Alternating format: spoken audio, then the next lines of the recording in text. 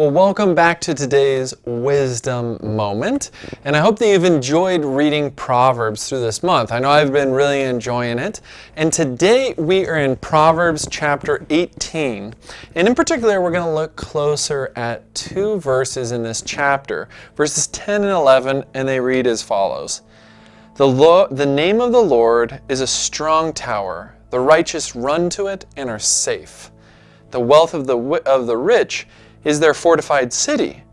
They imagine it an unscalable wall. So there's a bit of a comparison that's going on here in this passage. And what's happening is the name of the Lord is being compared to the wealth of the rich. And they've got these similar parallels to them where one's a strong tower and one's a fortified city. And so there are these two secure, defensible positions. And what ends up happening in verse 10 is the righteous run to the name of the Lord. They run to it and are safe. So what ends up happening is those moments, those trials, those moments of threat and chaos that come, and then the righteous run to that tower, the name of the Lord, and they're safe. But then that situation is compared against when the wealth of the rich, and in particular, notice that there's a little bit different situation that it's comparing it to with the wealth of the rich. It's saying the wealth of the rich is their fortified city. They imagine it an unscalable wall. They imagine it an unscalable wall. They imagine that if a threat did come, this is the thing that would keep me safe. You know, what if I lost my job? What if there was some sort of turmoil? What if we were in a lockdown for a month and I couldn't work? And they imagine that the wealth is the thing that would keep them safe. In fact, they imagine that they would never be under threat from it. This is my confidence. And that's all it is an imagination. We picture it in the future.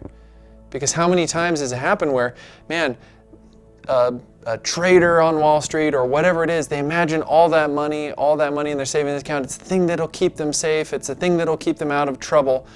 And then the stock market crashes. And not only do they lose resources and wealth or whatever it is, the trial comes, but now they lose the thing that they counted on for their security and they're crushed. Where do we go? What do we turn to when the thing that we had confidence in, the thing we thought that would keep us safe, all of a sudden disappears, right? In the moment that we need something to run to. And this passage is giving us wisdom to say, man, look ahead. Imagine this is the trap, right? We imagine that this thing over here, maybe it's wealth, maybe it's something else. Maybe it's our skills or abilities. It's a different kind of wealth and treasure we have. We imagine that's the thing that'll keep me safe. That's the thing that I'll put my trust in. I imagine that's the unscalable wall. But the one thing that we can run to that keeps us safe, that we can go to and find that safety in, the thing that can't be stolen from us, the thing that with a stock market crash we won't lose it all, the thing that can't burn down, the thing that moth and rust can't destroy, is found in that name of the Lord, our strong tower.